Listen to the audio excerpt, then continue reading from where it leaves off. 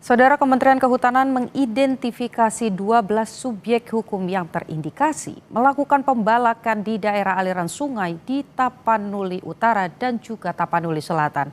Selengkapnya kini kita akan bergabung dengan Bupati Tapanuli Selatan, Gus Irawan Pasaribu. Selamat sore Pak Bupati. Jadi dari 11 nama bos penebang pohon yang telah dibongkar, asal muasalnya sudah diketahui dari mana Pak? Begini, saya sejak kemudian kan baru ya menjabat di sini, efektif bertugas di 3 Maret setelah dilantik 20 Februari, retret di Magelang baru kembali untuk bertugas. Tetapi karena dulu pada saat menjelang pilkada, seingat saya 3 hari jelang pilkada, berarti di 24 November lalu, Tapanuli Selatan juga kemudian terjadi banjir bandang, tapi di kecamatan yang berbeda, itu di Sipangesi Unjam, saya Rumah Tinggi, itu banjir bandang dengan gelondongan kayu juga menelan korban jiwa 2 orang. Lalu bulan Desembernya 2024 yang lalu setelah saya terpilih, terjadi lagi banjir bandang di kecamatan tetangganya di Tanotombangan, itu menghanyutkan satu desa, ya syukurnya waktu itu tidak ada kemudian korban jiwa. Lalu setelah dilantik, setelah saya bertugas, seingat saya di bulan Maret, terjadi juga lagi banjir di banyak lokasi dan longsoran karena curah hujan di 8 kecamatan. Nah karena itu kemudian pengalaman itu bagi saya mengajarkan bahwa ada penggundulan penebangan pohon di hutan. Nah karena itu kemudian saya coba, kan kewenangan hutan ini kan tidak ada di daerah ya. Nah, saya mintalah kemudian Dinas Lingkungan Hidup, tidak ada di Kabupaten Dinas Kehutanan. Jadi kami punya Dinas Lingkungan Hidup, saya minta apakah ada kemudian izin yang diterbitkan untuk pemanfaatan kayu di Tapanuli Selatan. Nah, ternyata ada suara-suara ada, tapi data tidak ada di kabupaten. Saya suruhlah minta ke Kementerian Kehutanan gitu ya. Lalu tapi 2 surat yang dilayangkan oleh Dinas Lingkungan Hidup Tapanuli Selatan belum direspon. Lalu kemudian surat ketiga Sekda yang tanda tangani, barulah kami dikirimin data. Itulah kemudian yang saya kira yang ada di publik hari ini ada 11 pemegang PHAT yang dulu kemudian di-approve oleh Direktorat Pengelolaan Hutan Lestari pada waktu-waktu yang dulu gitu. Jadi kami tahunya dari situ. Jadi karena inisiatif kami saja yang minta data, itu pun kemudian tidak segera dapat, baru di surat ketiga datanya ada. Lalu pada saat berjalan kemudian kami masih mendengar ada proses untuk pemberian izin lagi terkait dengan pemanfaatan kayu di hutan Tapsel, di APL di Tapsel. Nah, karena kami mendengar itu, saya waktu itu bulan Agustus yang lalu menyurati Kementerian Kehutanan, Direktorat Pengelolaan Hutan Lestari untuk tidak memberikan izin. Nah, lalu kemudian kami menerima surat dari provinsi sebetulnya melampirkan edaran dari Kemenhub terkait dengan penghentian izin sementara aplikasi SIPU terkait dengan PHAT. Nah, atas dasar itu saya senang sebetulnya ada penghentian meskipun judulnya penghentian sementara. Dengan dasar itu saya menyurati seluruh camat, lurah dan kepala desa se-Kabupaten Tapanuli Selatan untuk tidak melayani permohonan PHAT yang nanti di ujungnya adalah masuk ke aplikasi SIPU, itu adalah izin untuk mengambil kayu di APL yang ada di Tapanuli Selatan. Tapi ternyata 3 Juli penghentian sementara, kalau ada yang beredar selama ini, saya tahunya bulan Oktober. Tapi setelah saya cari-cari suratnya, itu pun tidak ada ke pemerintah kabupaten suratnya. Suratnya saya minta dari teman-teman NGO yang punya surat itu, ternyata tanggal 9 Agustus penghentian sementara itu dibuka kembali. Jadi cuma sebulan tuh moratorium sebagaimana di media saya baca pernyataan dari Dirjen Pengelolaan Hutan Lestari, katanya sejak moratorium tidak ada diterbitkan izin. Tapi faktanya moratorium itu sudah dicabut dengan surat dari Dirjen Pengolahan Hutan Lestari pada 9 Agustus yang lalu. Jadi moratoriumnya hanya 1 bulan. Oke. Nah, itulah yang Pak. sekali lagi saya merasa kami tiap tahun terjadi banjir, tahun-tahun terakhir itu banjir bandang dengan gelondongan kayu. Nah, karena itu saya berinisiatif menyurati untuk 14 November saya surati lagi Kemenhub untuk sekali lagi di Tapsel tidak diterbitkan izin untuk mengambil kayu di APL yang berada di Tapanuli Selatan. Oke. Demikian. Pak, artinya kalau saya dengarkan penjelasan Bapak, sejak awal proses perizinan sampai dengan kemudian izinnya keluar, pemerintah daerah sama sekali tidak dilibatkan ya Pak ya? Tidak dilibatkan. Permintaan kami untuk mengetahui siapa aja sih yang dapat izin dari Direktorat Pengolahan Hutan Lestari. Surat ketiga baru kemudian kami diberi daftarnya itu. Itulah yang saya kira yang beredar sekarang 11 nama-nama itu. Oke, itu Pak. kami tidak sama sekali libatkan. Oke, Pak, ini kan tadi Bapak sempat sampaikan bahwa banjir ini sudah terjadi berkali-kali begitu. Tapi kalau dari data yang dimiliki oleh Pemda sendiri, tadi ada 11 nama, kemudian ada pengajuan lagi. Memang ini masif sekali dibuka lahannya, kemudian yang ada kayu-kayu yang dibawa keluar dari hutan begitu, Pak? Kami nggak tahu persis, sekali lagi proses kami tidak ikut, lalu kemudian setelah pun izin terbit kami tidak dilibatkan, lalu kami minta data surat ketiga baru kemudian data itu dikasih.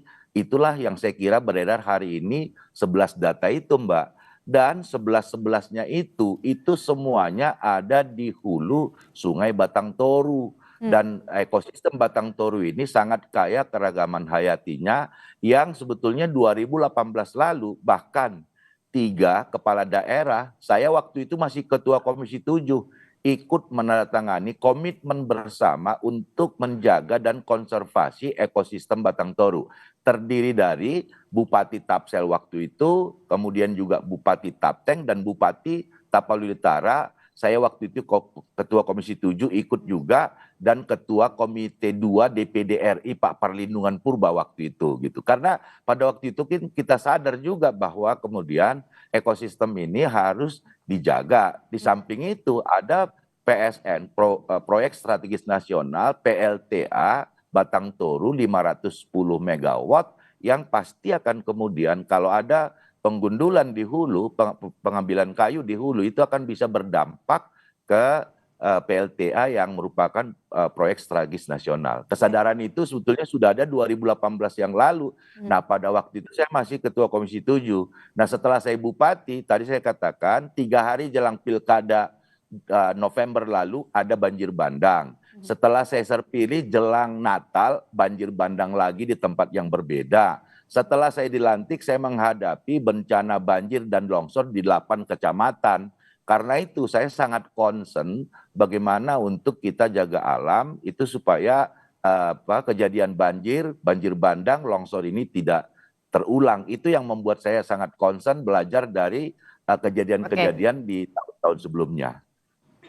Oke, Pak, kalau dari Sungai Batang Toru sendiri, ini memang masih masuk bagian dari area hutan atau area di luar hutan? Karena kalau Kemenhub bilangnya kalau hutan itu bagian Kemenhub, tapi kalau di luar hutan ini urusannya pemerintah daerah katanya.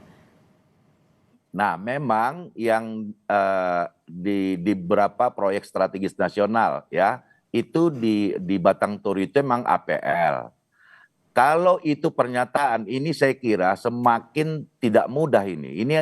Tapi begini, ini saya kira harus ada semacam koreksi secara substansial dan struktural. Kalau dia mengatakan bahwa APL, area penggunaan lain, bukan kewenangan Kemenhub, tetapi izin untuk mengambil kayu di APL itu yang menerbitkan Kementerian Kehutanan tanpa keterlibatan Kabupaten Tapanuli Selatan. Nah, mana coba? Gitu loh. Ada 11 tuh yang menerbitkan bukan Tapsel. Itu yang menerbitkan, yang 11 itu semuanya adalah di APL yang kata orang kehutanan bukan kewenangan mereka. Oke. Baik, jadi 11 orangnya siapa, tapi ditahan dulu Pak, karena nanti kita akan kembali usai jeda untuk membongkar siapa nama 11 orang tersebut.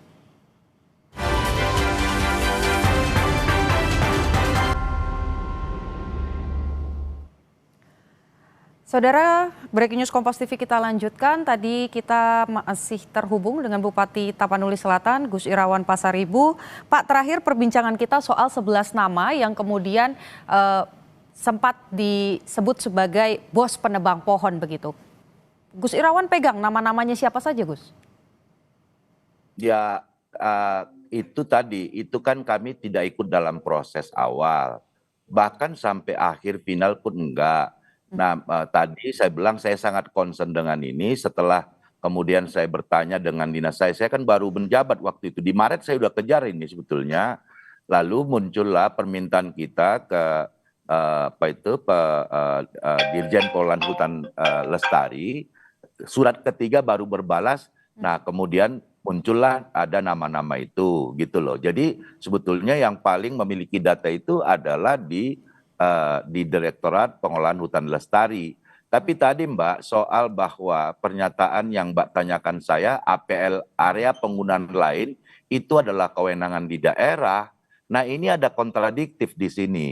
Ya, semua yang 11-11 disebut nama itu semuanya adalah di APL.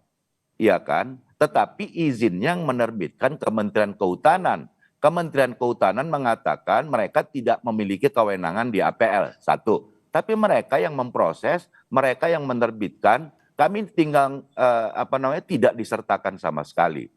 Yang kedua, bulan Oktober lalu itu ada kok gakum dari Kementerian Kehutanan karena mereka sangat saya dorong melalui balai konservasi yang mereka punya ada di Tapsel. Saya minta kalau kita sungguh-sungguh, gakumlah ini, tangkapilah itu kayu-kayu yang keluar. Ada kok penegakan hukum oleh gakumnya kehutanan, dan itu lagi-lagi adalah kayu yang keluar dari APL.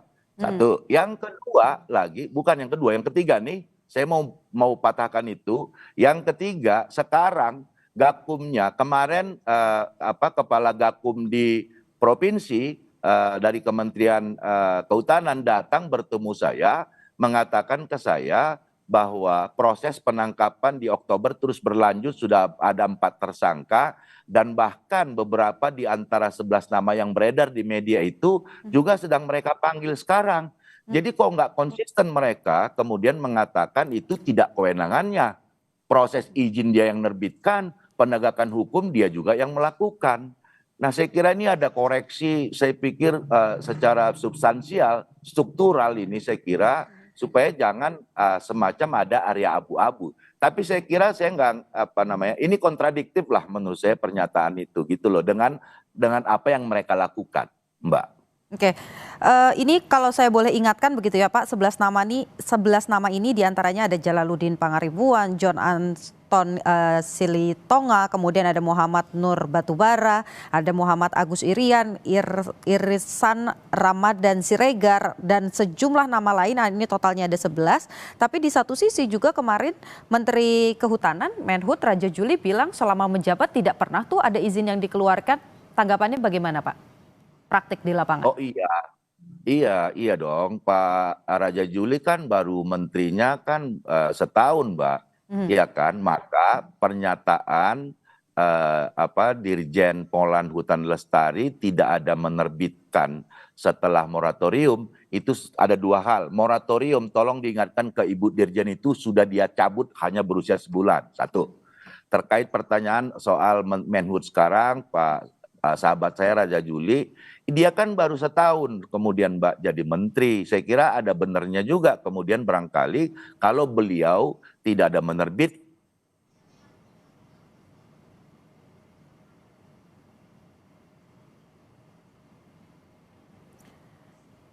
Saudara, nampaknya kita mengalami gangguan sambungan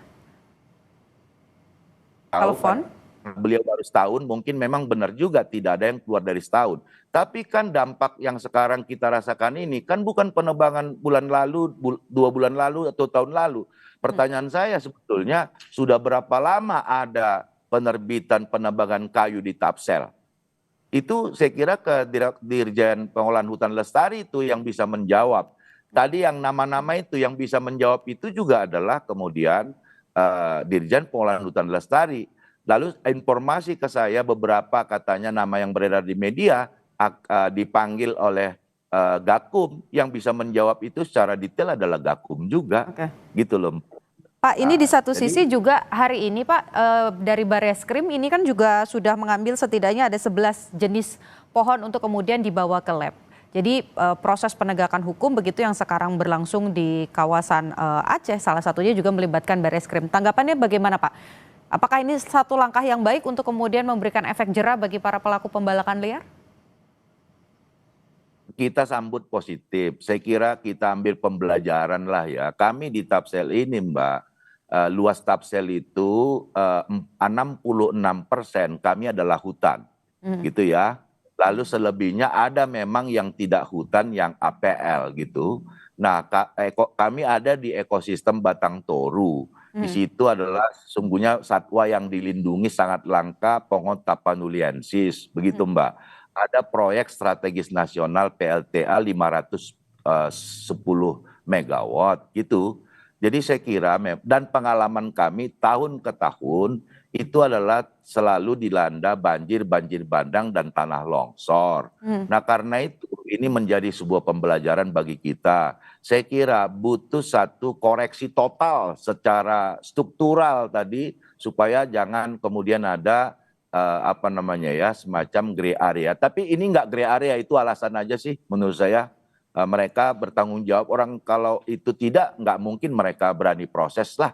Ya kan, orang izinnya mereka, kami sama sekali lagi tidak dilibatkan. Tapi kami apresiasi, saya kira apa namanya, komitmen dari menteri dan wamennya, apalagi ini sahabat saya Wamenhut yang apa namanya Pak Romat itu, saya yakin betul lah mereka berkomitmen. Tapi di jajaran ke bawah kan harus kemudian bisa linear dengan kebijakan pimpinan di atas. Dan juga dari Barreskrim misalnya kita tentu menyambut baik semua itu dan mudah-mudahan tidak berhenti lalu supaya ada kemudian efek jera. Dan sekali lagi saya mengimbau kita semua untuk mengambil pembelajaran dari kejadian ini. Oke, Pak, singkat saja, artinya kalau dari pemerintah daerah sendiri keinginannya apa? Kemenhub dan juga DPR harus turun ke lapangan untuk mengecek lokasi sambil juga proses hukum oleh Barreskrim berjalan di Tapanuli.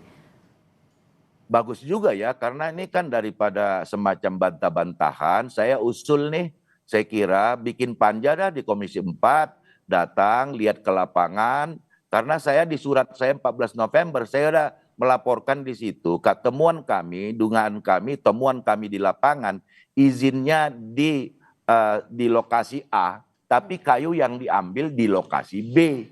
Dia betul punya izin, tapi kayu yang diambil bukan di area yang dia diberi izin oleh Direktorat Pengelolaan Hutan Lestari. Baik. Saya kira daripada kemudian ini berlarut-larut, penyelesaiannya dia bentuk. Saya sarankan nanti mungkin teman-teman saya di Komisi 4, ya kita sarankan, saya menyarankan bentuk panja saja. Baik. Datang lihat ke lapangan, sekaligus tadi untuk meluruskan soal kewenangan yang tadi, tapi bagi saya sih kontradiktif, kehutanan mengatakan tak berwenang ada di pemerintah daerah, tapi semua yang dia urus.